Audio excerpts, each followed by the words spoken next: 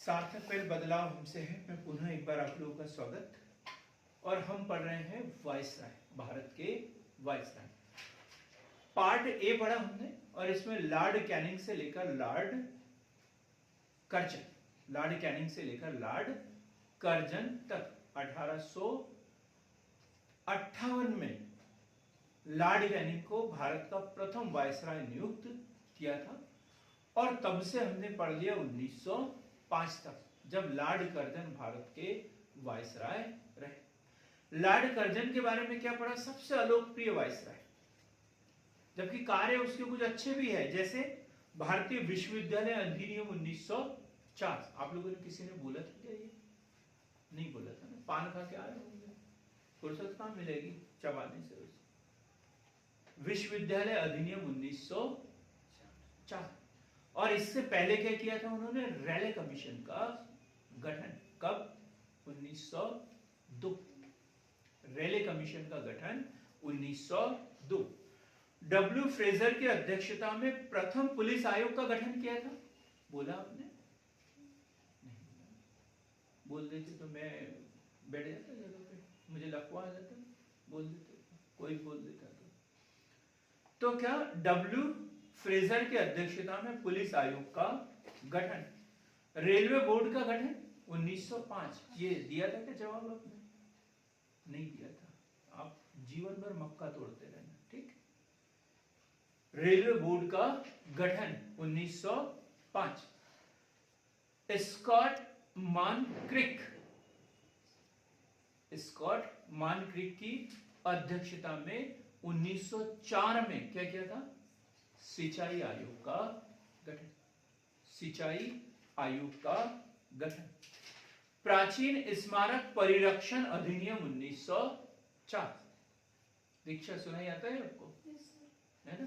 पढ़ना भी है। यस सर नो सर बोलने से ही काम नहीं चलेगा। प्राचीन स्मारक परिरक्षण अधिनियम 1904। सर एटली डोनल की अध्यक्षता में अकाल आयोग, द्वितीय अकाल आयोग। 1904 में सहकारी उधार समिति अधिनियम, सहकारी उधार समिति अधिनियम। ये तो अच्छे काम थे उनके, लेकिन एक ही गलत काम किया था, और वो था बंगाल का विभाजन। कितनी जनसंख्या बंगाल की उस समय? 7 करोड़। क्या आगे भी बोला था मैंने? 85 लाख। 7 करोड़ 85 लाख। कितनी जनसंख्या थी? 7 करोड़ 85 लाख। ये भारत की, ये उस समय बंगाल की जनसंख्या थी। बंगाल में क्या क्या आ रहा था उस समय? वर्तमान समय का बंगाल, बिहार, उड़ीसा। बंगाल, बिहार, उड़ीसा और बांग्लादेश। ये सब के सब काय में आते थे? तत्कालीन बंगाल में आते थे। और उन्होंने 20 जुलाई 1905 की इसकी घोषणा की। 20 जुलाई 1905 को बंगाल विभाजन की घोषणा की। और 7 अगस्त 1905 में क्या किया था? 7 अगस्त 1905, 7 अगस्त 1905 को क्या किया था? स्वदेशी आंदोलन की शुरुआत। इसके विरोध स्वरूप कलकत्ता में स्वदेशी आंदोलन की शुरुआत हुई थी। स्वदेश बांधव समिति का गठन किया गया था। और कौन थे इसके प्रमुख? अश्विनी कुमार दत्त। फिर हमने पढ़ा 16 अक्टूबर 1905 को इतने विरोध के बावजूद बंगाल विभाजन को लागू कर दिया गया। और किस रूप में मनाया उसे? शोक दिवस के रूप में मनाया गया। यहां तक हमने कल पढ़ा था। यहां तक हमने पढ़ा था। आपने क्या पढ़ा मुझे नहीं पता, क्योंकि जवाब तो मेरे को किसी ने कुछ भी नहीं दिया। अब हम पढ़ेंगे लॉर्ड मिंटो 1905 से 1910। इनके बीच में एक क्वेश्चन आता है, मार्ले मिंटो सुधार। मार्ले मिंटो सुधार योगेश जी कब हुआ था? 1909 में हुआ था। मार्ले मिंटो सुधार 1909 1909 में हुआ था। मार्ले कौन? भारत सचिव। और मिंटो भारत के वायसराय थे। तो इसके समय में यदि हम देखें तो 1906 की घटना, 1906 अलग से क्वेश्चन हम तैयार करेंगे इसके ऊपर, लेकिन अभी यहां पे एक संकेत के रूप में पढ़ते हैं। क्या हुआ था 1906 में? मुस्लिम लीग की स्थापना। मुस्लिम लीग की स्थापना, मुस्लिम लीग की स्थापना कहां पे हुई थी? ढाका में हुई थी। ढाका में। कहां पर हुई थी? ढाका में हुई थी। 30 दिसंबर 1906। 30 दिसंबर 1906 किसके नेतृत्व में? आगा खान। आगा खान के नेतृत्व में। कहां मुलाकात की थी इसने आगा खान ने? आगा खान ने लॉर्ड मिंटो से कहां मुलाकात की थी? शिमला में। ये भी क्वेश्चन शिमला में है ना, ये भी क्वेश्चन महत्वपूर्ण है कि आगा खान के नेतृत्व में एक दल जो है लॉर्ड मिंटो से शिमला में मिला था। फिर हम दूसरी बात पढ़ते हैं 1909।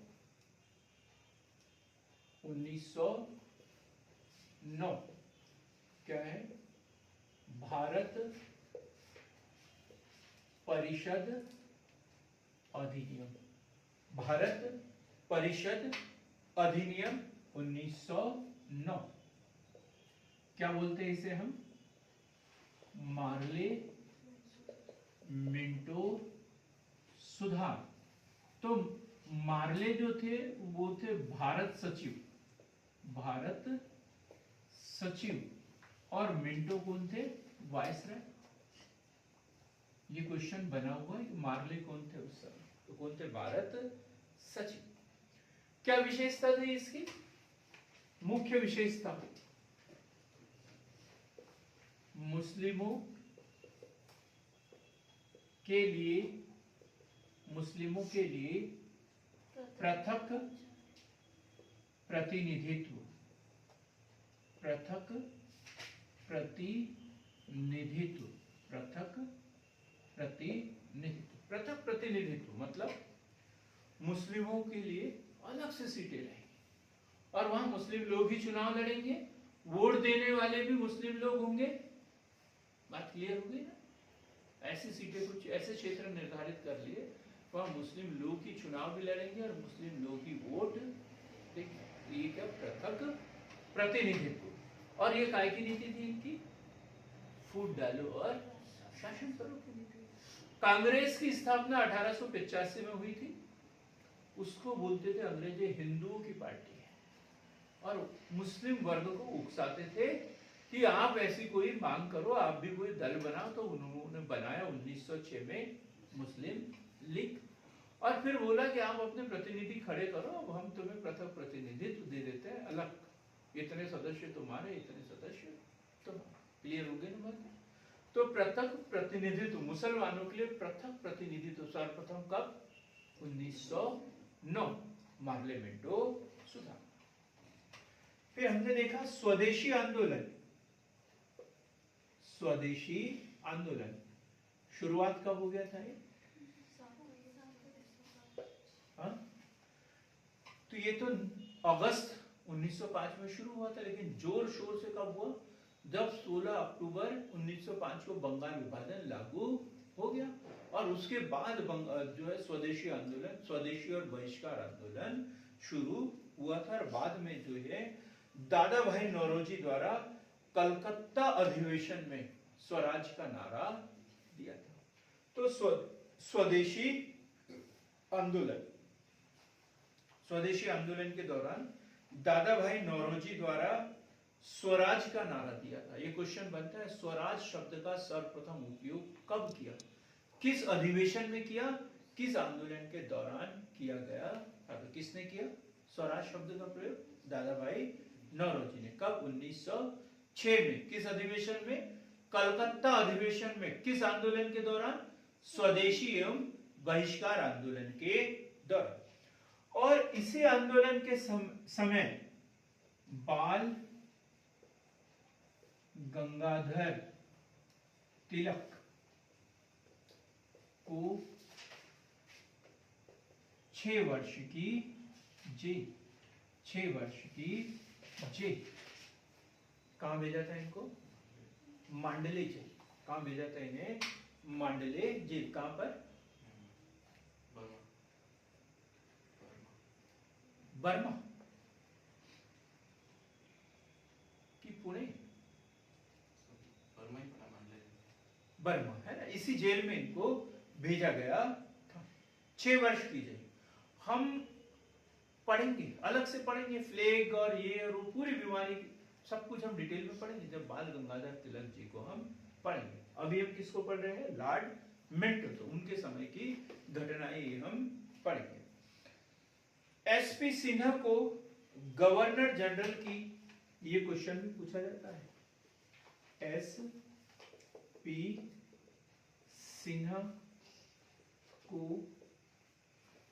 गवर्नर जनरल की परिषद में चुना गया। क्यों याद कर रहे हैं हम इसको? क्योंकि ये प्रथम भारतीय जिनको गवर्नर जनरल की परिषद में चुना गया था, कौन थे? एसपी सिन्हा। एसपी सिन्हा प्रथम भारतीय जो गवर्नर जनरल की परिषद में चुने गए थे। अब देखो, कांग्रेस का वार्षिक अधिवेशन होता था उस समय, सबको पता है ये तो। और वार्षिक अधिवेशन में अध्यक्ष चुनते थे और साल भर उसकी अध्यक्षता में कांग्रेस काम करती थी। हम लाल बाल पाल के बारे में पढ़ते हैं। लाला लाजपत राय, बाल गंगाधर तिलक, पाल विपिन चंद्र पाल। ये गरम दल के नेता थे। हम भारतीय राजनीति पढ़ेंगे तो डिटेल में पढ़ेंगे, इतिहास में पढ़ेंगे। गरम दल के नेता थे, उग्रवादी थे, उग्र विचारधारा के लोग थे। आवेदन, निवेदन, प्रार्थना, संस्मरण पत्र, स्मरण पत्र, इस पे ये विश्वास नहीं करते थे। ये स्वदेशी, बहिष्कार, स्वराज जैसे शब्दों का इस्तेमाल करते थे और अंग्रेजों की विचारधारा में विश्वास नहीं करते थे। उनके प्रति ये कोई स्वामी भक्ति नहीं रखते थे और अंग्रेजों के विरुद्ध कठोर कदम उठाना चाहते थे। और वही दादा भाई नौरोजी, सुरेंद्र नाथ बनर्जी, फिरोज शाह मेहता, गोपाल कृष्ण गोखले, ये नरम दल के नेता थे और ये अंग्रेजों की नीतियों में विश्वास भी करते थे। उनके सामने ये आवेदन, निवेदन, प्रार्थना पत्र पे यदि विचार नहीं किया तो फिर स्मरण पत्र, इसमें विश्वास रखते थे। प्रतिनिधि मंडल की बात करते थे और बोलते थे कि अंग्रेज न्यायप्रिय हैं, आज नहीं तो कल ये न्याय जरूर करेंगे। ऐसे इनकी विचारधारा हुआ करती थी। अब क्या हुआ? 1906 में जो है वो अध्यक्ष पद को लेकर इनका विवाद होगा। अब उसे डिटेल में पढ़ेंगे। अध्यक्ष पद को लेकर विवाद हुआ और उन्होंने बोला कि नरम दल बोलते थे कि हम इसको अध्यक्ष बनाएंगे, गरम दल बोलता है हम इसको अध्यक्ष बनाएंगे, लेकिन इनकी बातें नहीं सुनी गई। तो क्या हुआ? 1907। कौन सा साल? 1907। कौन सा अधिवेशन? सूरत अधिवेशन। कांग्रेस का सूरत अधिवेशन। और क्या हुआ? कांग्रेस का विभाजन। कांग्रेस का विभाजन। कांग्रेस का विभाजन। क्वेश्चन बनता है, कांग्रेस का विभाजन किस वायसराय के समय में हुआ था? तो कौन है? Lord Minto. लॉर्ड मिंटो के शासनकाल में। कब? 1907 में। सूरत अधिवेशन, ताप्ती नदी के तट पर। अब हम पढ़ेंगे Lord Hardinge. Lord Hardinge.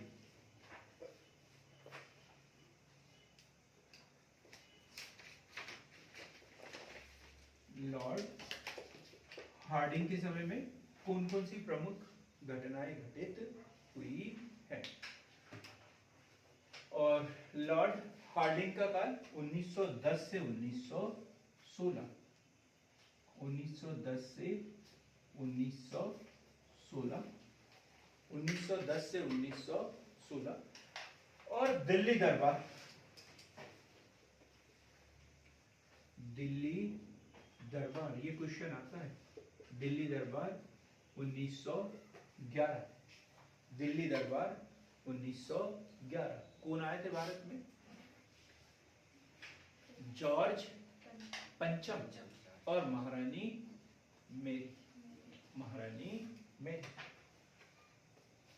George पंचम, ब्रिटिश सम्राट जॉर्ज पंचम व महारानी मैरी का भारत आगमन, भारत आगमन 1911।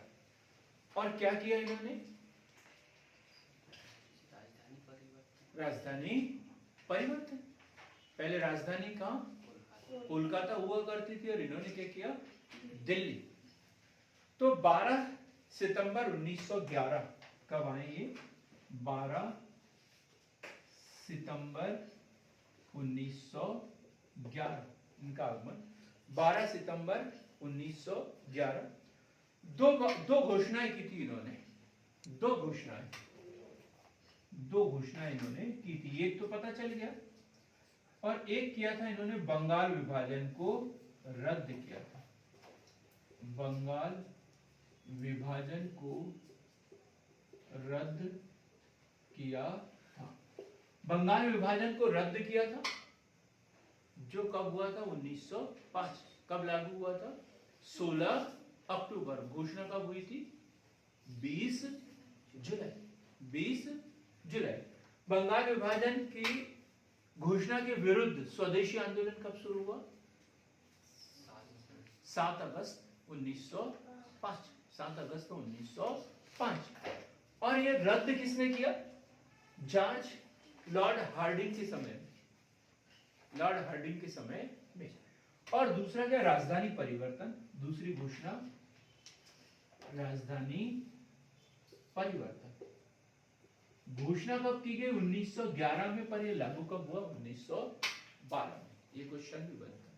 घोषणा तो 1911 की है, लेकिन लागू कब हुआ? 1912।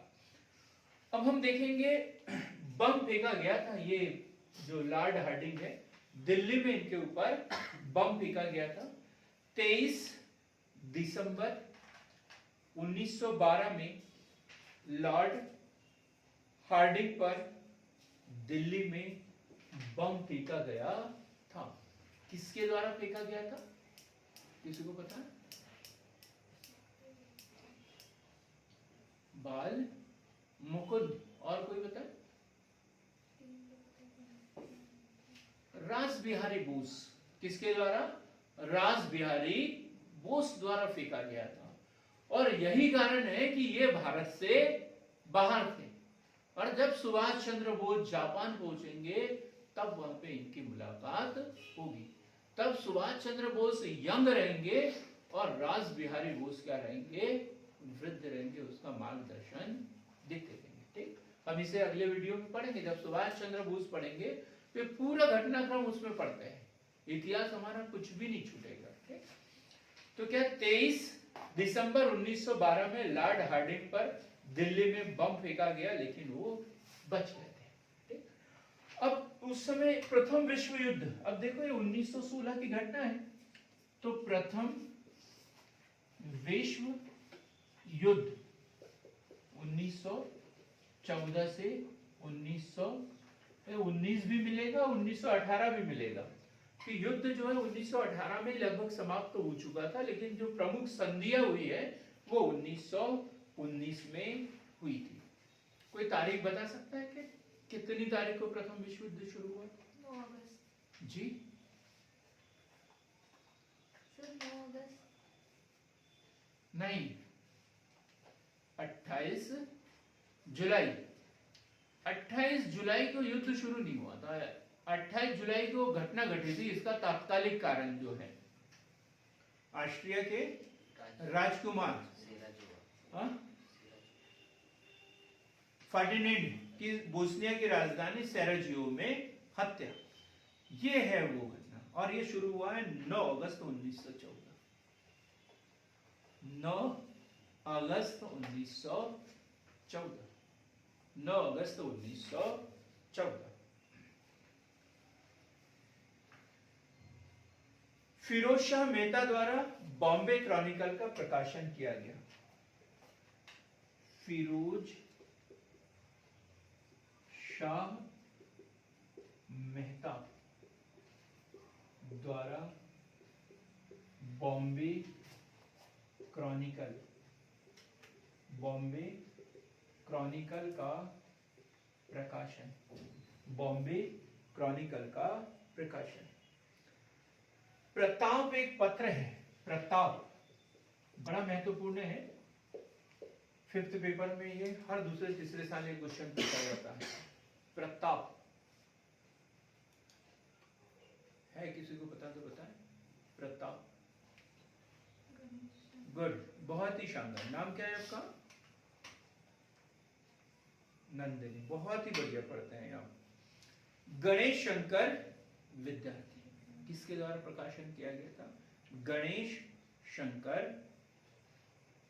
विद्यार्थी। एक है गणेश शंकर विद्यार्थी, एक है कामा गाटा मारू प्रकरण।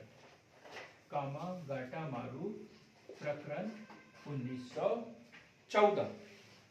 1914 ये भी महत्वपूर्ण है। आप लोग आगे बैठे थे, थोड़ी सी कितनी बार समझाना पड़ेगा? ये देर तक आगे बैठे।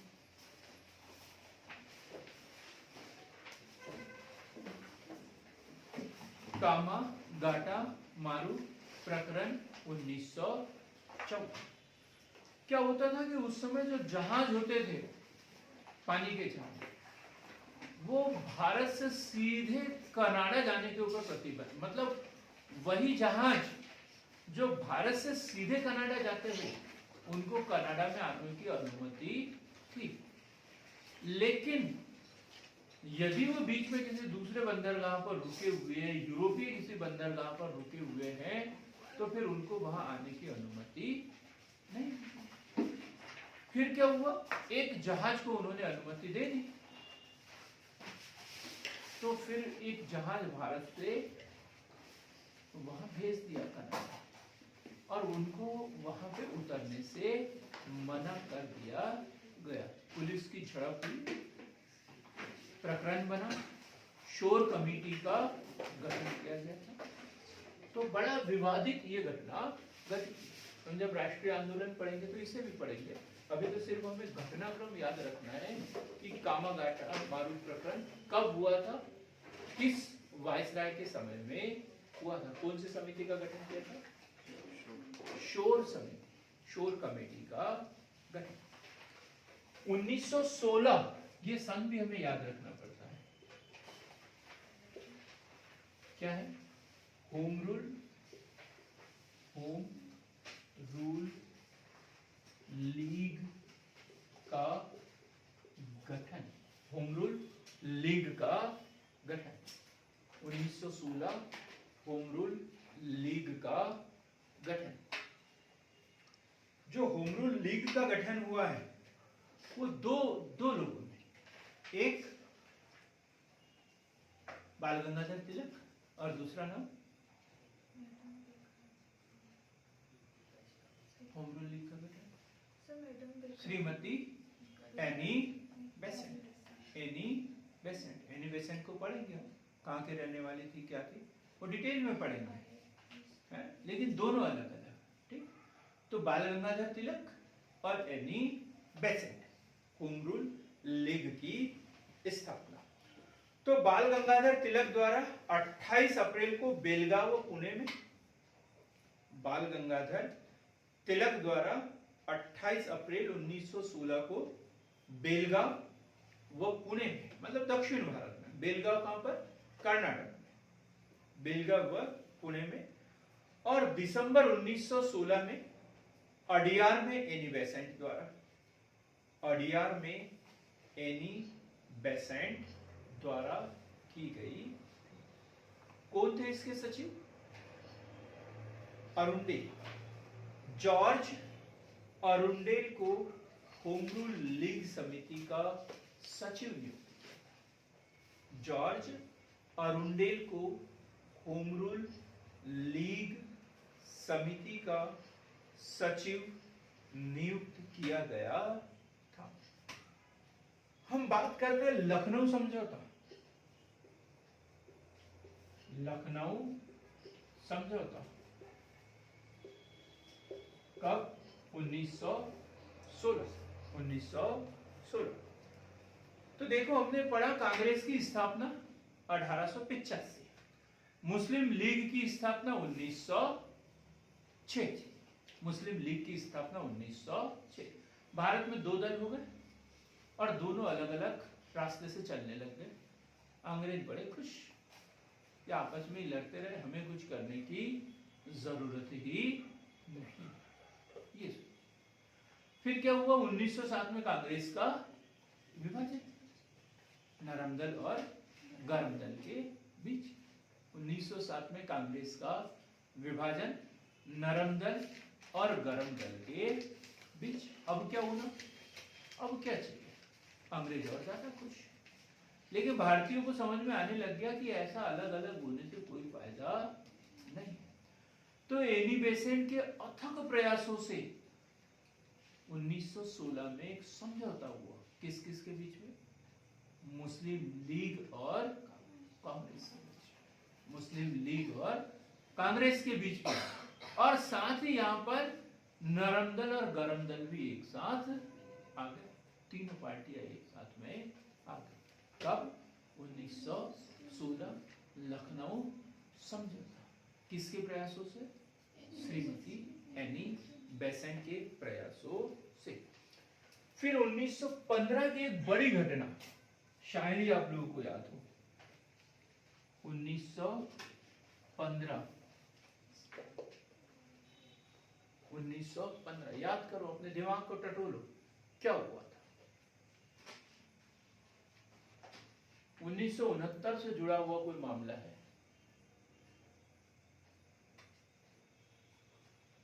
ब्रिटेन से जुड़ा हुआ मामला है। महात्मा गांधी का भारतीय राजनीति में पदार्पण। गांधी जी का भारतीय राजनीति में पदार्पण कब हुआ है? 1915। और यहां से शुरू होता है गांधी युग। यहीं से शुरू होता है गांधी युग। 1915 महात्मा गांधी जी का भारतीय राजनीति में पदार्पण। गांधी जी का भारतीय राजनीति में पदार्पण। क्लियर हो गया? Lord Minto, Lord Hardinge, Lord Minto, Lord Hardinge. अब हम पढ़ेंगे लॉर्ड चैम्सफोर्ड। एक आध घटना कोई बता दो इनके समय की, किसी को याद होती?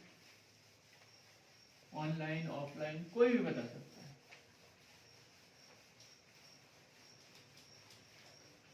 मॉन्टेग्यू चैम्सफोर्ड अधिनियम 1919, है ना? बहुत बढ़िया। और कोई बताओ?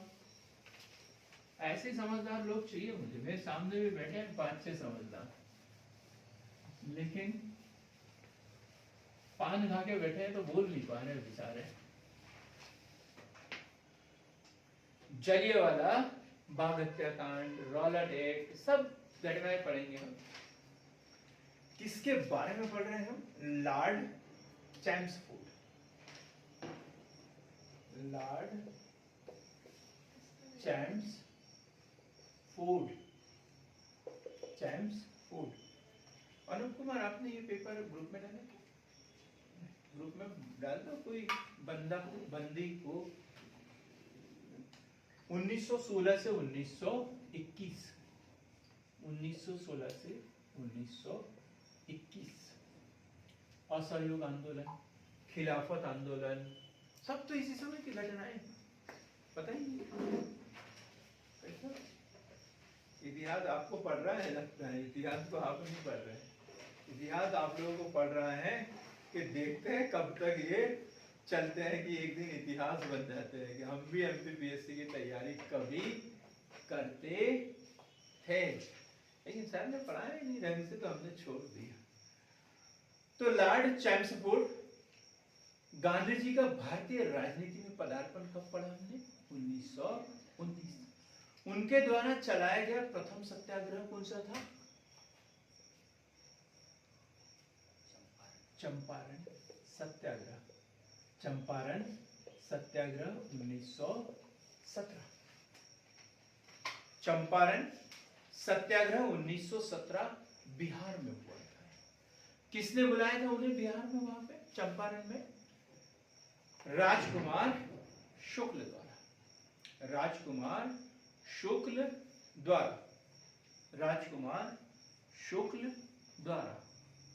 जब हम गांधी जी पढ़ेंगे तब ये पूरा डिटेल में पढ़ेंगे, अभी तो सिर्फ में रूपरेखा भर, आउटलाइन भर देखना है। तो किसने बुलाया था इन्हें? राजकुमार शुक्ल द्वारा। किससे संबंधित था ये? कौन से जुल्म हो रहे थे उनके ऊपर? उनके ऊपर हो रहे थे नील की खेती से संबंधित 3 कठिया पद्धति। 3 कठिया पद्धति। अंकित कुमार, रो मत यार, खुश रहा करो। 3 कठिया पद्धति कितना होता है? 3 कठिया, 3 कठिया कितना होता है? प्रियंका, 3 कठिया मतलब 3/20। 3 कठिया 3/20। क्लियर हो गया ये? तो ये चंपारण सत्याग्रह गांधी जी द्वारा चंपारण बिहार में चलाया गया था। रामकृष्ण राजकुमार शुक्ल द्वारा उन्हें बुलाया गया था, क्योंकि उन्हें जो भूमि होती थी वो एक एग्रीमेंट के तहत 3/20 भाग पर जो है नील की खेती करना उनके लिए अनिवार्य था। और यदि ये एग्रीमेंट तोड़ना चाहते थे तो सरकार इसके बदले में उनसे पैसा मांगती थी, नहीं तो जुल्म करते थे उनके ऊपर। अब गांधी जी ने दूसरा इसी समय चलाया एक आंदोलन, खेड़ा सत्याग्रह। खेड़ा सत्याग्रह, और यह है 1918, जहां चंपारण बिहार में था और खेड़ा कहां पर था? रात में था। कहां पर? गुजरात। खेड़ा कहां पर? गुजरात में। और इसमें किसने निमंत्रण दिया था गांधी जी को? यहां तो हमने देखा राजकुमार शुक्ल जी द्वारा। राजकुमार शुक्ल द्वारा निमंत्रण, और कारण क्या था? 3 कठिया पद्धति, नील की खेती। नील की खेती, 3 कठिया पद्धति। लेकिन यहां खेड़ा सत्याग्रह के लिए किसको बुलाया था? हाँ, किसी ने बोला क्या? नहीं जी, मोहन लाल पांडे द्वारा। मोहनलाल पांडे द्वारा। मोहनलाल पांडे के नियंत्रण पे वो वहां पर गए हुए थे। अब क्वेश्चन आता है, गांधी जी द्वारा प्रथम मजदूर आंदोलन, मिल मजदूर आंदोलन कब चलाया था? उसमें चंपारण दिया रहता है, और हम लोग तो देखते बराबर एकदम बड़े वाले हाइड्रोजन के गुब्बारे की तरफ फुल जाते हैं और हवा में उड़ने लगते हैं कि मेरे को तो ये पता है, और फिर क्या करके आते हैं हम? गलत क्या कर देते हैं उसमें? चंपारण है। तो मिल मजदूर आंदोलन जो है वो अहमदाबाद मिल मजदूर आंदोलन, कौन सा है? अहमदाबाद मिल मजदूर आंदोलन। अहमदाबाद मिल मजदूर आंदोलन प्लेग के बोनस को लेकर। प्लेग क्या है? एक बीमारी होती है। प्लेग के बोनस को लेकर।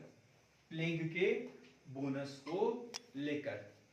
अब इसमें किसने बुलाया था इनको? आंदोलन किस लिए? प्लेग जो एक महामारी थी उसके बोनस को लेकर। यहां किसने बुलाया था इनको? ये भी एक क्वेश्चन बनता है। तो किसने बुलाया था? अंबालाल साराभाई। किसके द्वारा? अंबालाल साराभाई के निमंत्रण पर। अब तीनों आंदोलन और सही जोड़ी मिलाने के लिए दे सकते हैं आप लोगों को। किसने बुलाया था? अब इनके समय की एक घटना है Rowlatt act. Rowlatt act, Rowlatt act, और ये घटना है 24 जनवरी 1919। 24 जनवरी 1919।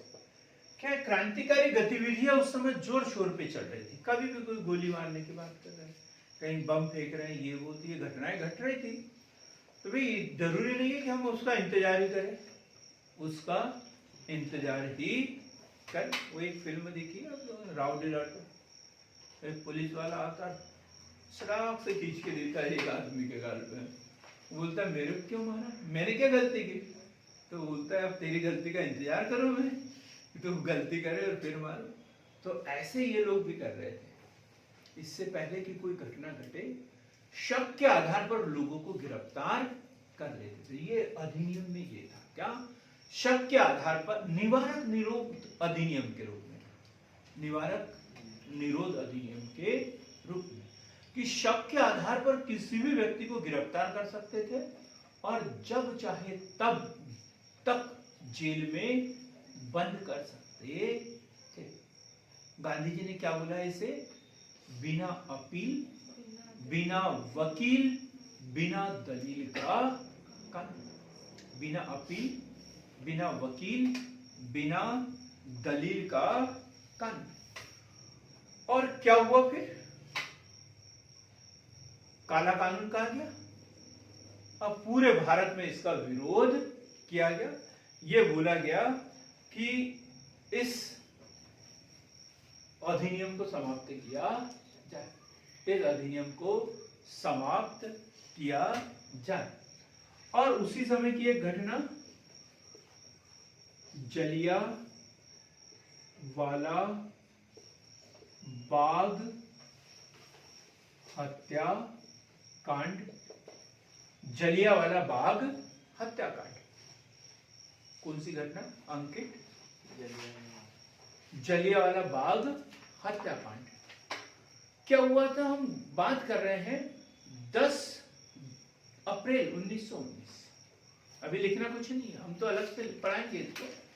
10 अप्रैल 1919 बंगाल के 2 राष्ट्रवादी नेता, नाम क्या? आपको नहीं पता होगा क्योंकि रिश्तेदार थोड़ी है आप लोगों के। डॉक्टर सत्यपाल और सैफुद्दीन किचलू। बिल्कुल सही बोला, डॉक्टर सत्यपाल और सैफुद्दीन किचलू। इन दोनों को गिरफ्तार कर लिया गया और इन दोनों की गिरफ्तारी का विरोध प्रकट करने के लिए 13 अप्रैल 1919, कब? 13 अप्रैल 1919 कलकत्ता के एक छोटे से बाग में एक आम सभा का आयोजन किया गया था। मैंने क्या कलकत्ता बोल दिया? गलती, अमृतसर। अमृतसर के एक छोटे से बाग, अमृतसर के एक छोटे से बाग में आम सभा का आयोजन किया गया था। अब ये आम सभा क्या होता है अंकित? आम सभा सर जनता द्वारा, जिसमें कोई भी जा सकता है, बच्चे, बूढ़े, महिला, पुरुष, कोई भी जिसमें शामिल हो सकता है। तो आम सभा थी। आम सभा का आयोजन किया गया कब? 13 अप्रैल 1919। पंजाब का जो पुलिस है उसने इसको अनुमति नहीं दी थी, अनुमति नहीं दी और एक लॉ एंड ऑर्डर जारी कर दिया था, पहले से ही लॉ एंड ऑर्डर वहां पर जारी था। लेकिन क्या हुआ, आम सभा हुई, भीड़ एकत्रित हुई, बच्चे, बूढ़े, महिला, पुरुष हजारों की संख्या में वहां पहुंच गए। वो बाघ को देखे, अभी दिख रहा है क्या आपको? नहीं दिख रहा? देखो उसे। बाघ को देखते हैं हम तो शहर के बीचों बीच, शहर के बीचों बीच आसपास बस्ती मकान बने हुए हैं और दीवारें जो है उस पार्क की वो पत्थरों की बनी है, बाउंड्रीज। ठीक, उस पार्क में अंदर जाने के लिए और बाहर आने का एक ही रास्ता है। जो रास्ता है वो छोटी सी सकरी सी गली में से होते हुए उस पार्क में जाता है, पतली सी गली में से रास्ता। उस पार्क के बीचों बीच में एक बड़ा सा कुआं है। क्या है? कुआं। दिख रहा है आप लोगों को? एक बड़ा एक छोटा सा पार्क, आसपास बस्तियां है, इसलिए वहां क्या करते, नीचे दीवार बनाते। दूर से बस्तियों के बीच बीच में से ही एक रास्ता वहां पर आया हुआ है और अंदर जाने के लिए, बाहर आने के लिए एक ही गेट है।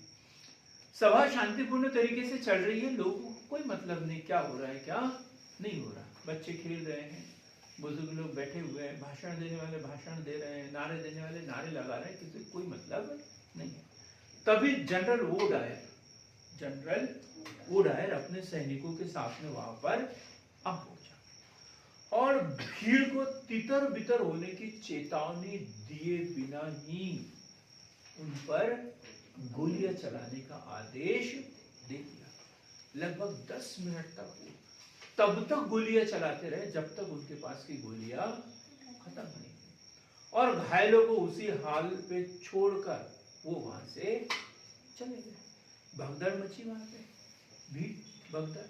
कई लोग एक दूसरे के ऊपर चढ़ गए, कुछ लोग जिंदा ही वो कुएं में गिर गए। ढेर सारी मुसीबतें में हुई, हजारों की संख्या में लोग बाग मारे गए। तो ये घटना भी किसके समय की है? लॉर्ड चैम्सफोर्ड के समय की है। लॉर्ड चैम्सफोर्ड, बहुत बढ़िया। तो हंसराज एक व्यक्ति है। हंसराज कौन था? ये हंसराज रवि से याद नहीं? याद किया था हमने पढ़ा नहीं। ये जब याद नहीं तब बोले जब हमने पढ़ाया हो, और फिर हमें याद नहीं आ रहा। जब हमने अभी तक कभी पढ़ा ही नहीं, फिर कैसे बोलेंगे हम याद नहीं है? तो हंसराज वो व्यक्ति था जिसने जनरल डायर के लिए मुखबरी की थी, जिसने जनरल डायर को सूचना दी थी कि आपके आदेश के विरुद्ध भी वहां पर आम सभा का आयोजन किया जा रहा है। हंसराज द्वारा जनरल डायर को बताया गया था। क्लियर एकदम? हम इसे और पढ़ेंगे। फिर मॉन्टेग्यू चेम्सफोर्ड, मॉन्टेग्यू चेम्सफोर्ड अधिनियम, मॉन्टेग्यू चेम्सफोर्ड अधिनियम 1919, भारत शासन अधिनियम 1919 भी कहते हैं। कब लागू हुआ ये? 1 जनवरी 1900। बड़ा कठिन क्वेश्चन है अनूप कुमार, आप भी किस्मत आजमा सकते हो। मॉन्टेग्यू चेम्सफोर्ड अधिनियम कब लागू हुआ था? 19 में नहीं हुआ था, 21 में हुआ। 21 में। 1 जनवरी 1921, 1 जनवरी 1919 को लागू हुआ और इस अधिनियम के तहत एस.पी. सिन्हा, एस.पी. सिन्हा को बिहार का गवर्नर नियुक्त किया गया था, किया गया था।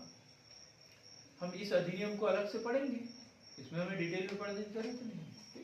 तो मॉन्टेग्यू चेम्सफोर्ड अधिनियम 1919 लागू कब किया गया? इसे लागू है 1 जनवरी 1921, 1 जनवरी 1921।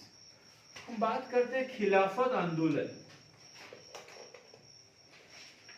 खिलाफत आंदोलन, इसको तो हमने पढ़ दिया है पहले। खिलाफत आंदोलन 1919 20 में ही है, नहीं तो 1920 में। क्या है खिलाफत आंदोलन? हाँ, दीक्षा।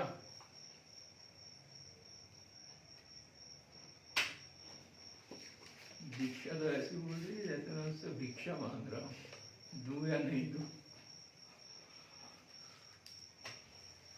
हाँ, खिलाफत आंदोलन हमने पढ़ा। खलीफा मुस्तफा कमाल पाशा पढ़ा ना हमने। खलीफा कौन? पैगंबर साहब के उत्तराधिकारी कौन कहलाए? खलीफा कहलाए। जो खलीफा होता था दुनिया के पूरे मुसलमान उसे अपना सुल्तान समझते, अपना प्रमुख समझते थे। और जब 1819 में प्रथम विश्व युद्ध समाप्त हुआ, तब भारतीयों ने मुसलमानों से इस आधार पर उनकी सहायता की थी। प्रथम विश्व युद्ध में भारतीय मुसलमानों ने इस आधार पर अंग्रेजों का समर्थन किया था कि भाई ऑस्ट्रिया है ना, प्रथम विश्व युद्ध ऑस्ट्रिया, तो ऑस्ट्रिया का सुल्तान यदि हार जाता है तो आप टर्की ऑस्ट्रिया ये यदि हार जाते हैं तो आप सुल्तान के साथ में या खलीफा के साथ में कोई अपमानजनक संधि नहीं करोगे, उसका अपमान नहीं करोगे, तो हम तुम्हारा सहयोग करते हैं। और हुआ यही, इन्होंने मुसलमानों ने सहयोग किया। लेकिन जब सेब्रे की संधि हुई ऑस्ट्रिया हंगरी के साथ में, तो इसमें खलीफा को बड़ा अपमानित किया गया, उसके ऊपर कठोर शर्तें थोपी गई। तो दुनिया के पूरे मुसलमानों ने एक खिलाफत आंदोलन चलाया। गांधी जी का उस समय भारतीय राजनीति में प्रवेश हो चुका था और उन्होंने बोला, वाह इतना अच्छा मौका, हिंदू मुस्लिम एकता के लिए तो बड़ा ही अच्छा मौका है, इसे भुनाना चाहिए। अखिल भारतीय खिलाफत समिति का गठन और उसमें गांधी जी को अध्यक्ष बनाया गया। और वो चाहते थे कि इस मामले में जो कांग्रेस है वो मुस्लिम लीग का सहयोग करे। क्यों करे? इनके तुम्हारे आप तो यही सोच रहे हो कि सोयाबीन काटने के लिए मजदूर मिल जाएंगे हमें, है ना? क्यों करे सहयोग? सर ताकि हिंदू मुस्लिम एकता हो जाए और अंग्रेजों के खिलाफ जो भारतीय राष्ट्रीय कांग्रेस स्वाधीनता आंदोलन चला रही है उसमें मुस्लिमों का सहयोग प्राप्त हो सके। गांधी जी बोलते थे कि ऐसे मौके बार बार नहीं मिलते, यदि आज हम इनकी मदद कर लेते हैं तो ये भी स्वराज को प्राप्त करने में कांग्रेस की मदद करेंगे, ये वो चाहते थे। इसलिए उन्होंने खिलाफत आंदोलन का समर्थन किया था। लेकिन हमने देखा कि 1924 में क्या हुआ? जो खलीफा थे मुस्तफा कमाल पाशा, उन्होंने खलीफा के पद को ही समाप्त कर दिया। तो खिलाफत आंदोलन अपने आप ही धीरे धीरे समाप्त हो गया। तो खिलाफत आंदोलन किसके समय में? लॉर्ड चैम्सफोर्ड के समय में 1920। 1916 में पुणे में महिला विश्वविद्यालय की स्थापना। 1916 में पुणे में महिला विश्वविद्यालय की स्थापना। और देखेंगे सैंडलर आयोग का गठन। काय से संबंध है सैंडलर आयोग का? भारतीय शिक्षक, एजुकेशन से संबंधित है। तो लिखेंगे सैंडलर आयोग, सैंडलर आयोग, सैंडलर आयोग कलकत्ता विश्वविद्यालय की जांच हेतु। सैंडलर आयोग 1919। झंडा दल की स्थापना। झंडा दल की स्थापना। 100 में से 90 फेल हो जाते इस क्वेश्चन में, तो इतना सरल सा क्वेश्चन है। बताइए कोई भी, झंडा दल की स्थापना किसके नेतृत्व में हुई थी? कोई भी अपनी किस्मत आजमा सकता है। झंडा दल की स्थापना कोई नहीं बोलेगा तो मैं सोचूंगा किसी को नहीं पता। हंसो मत नीचे गर्दन करके।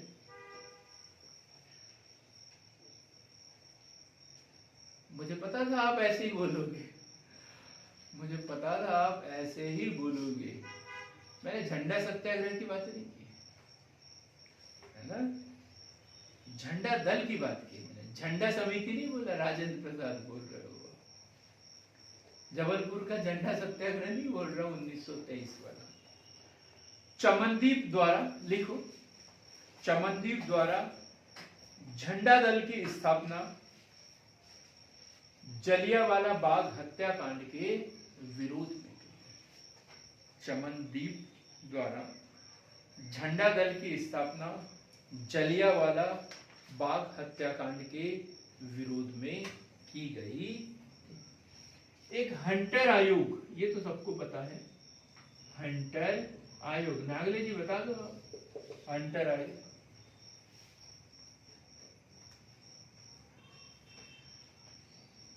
नहीं, कोई बात नहीं। जलियांवाला बाग हत्याकांड की जांच के लिए हंटर आयोग। जलियांवाला बाग हत्याकांड की जांच के लिए हंटर आयोग।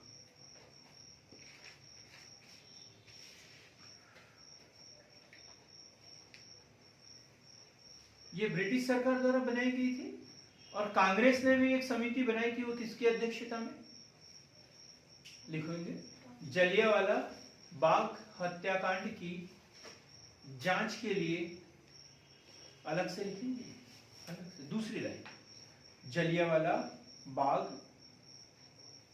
हत्याकांड की जांच के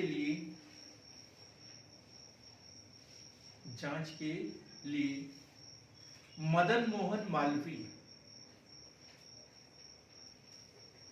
MMM, मदन मोहन मालवीय की अध्यक्षता में एक समिति बनाई गई। क्लियर हो गया एकदम ही? अगले वीडियो में जो हम पढ़ेंगे, Lord reading, Lord Irwin, Lord Wellington, Lord Lithgow, Lord Wavell और लॉर्ड माउंटबेटन। तो हमारे साथ में बनिए, हमारी सार्थक पहल का एक हिस्सा बने। हमारे चैनल को लाइक कीजिए, शेयर कीजिए, सब्सक्राइब कीजिए, ताकि अधिक से अधिक लोगों तक इस चैनल का लाभ मिल सके। बहुत बहुत धन्यवाद।